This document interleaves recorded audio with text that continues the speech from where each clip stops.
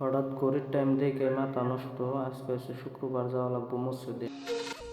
দেরি না করে তাড়াতাড়ি গাওড়া দিগান, ওই কারণাতে টাইম হয়েছে কম। তারপরে গাও সাউ দিয়ে কাপড় সাপড় কিনে তিনজনে গল্প করতে করতে গেতেছি মসজিদে।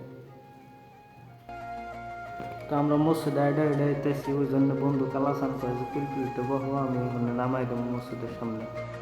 বন্ধু একটা সবার কাম করলো। তারপরে ওজো টোজো দুইয়া নামাজ পড়বো আমরা।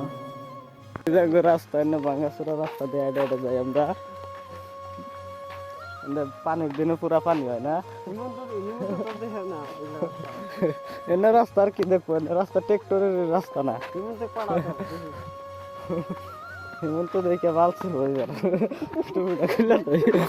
তারপরে গায়ে সেরম করে গল্প করতে করতে এলাম বাড়ি। বাই দ্য ওয়ে, আজকের ব্লগটা এই পর্যন্তই। Tata, bye bye.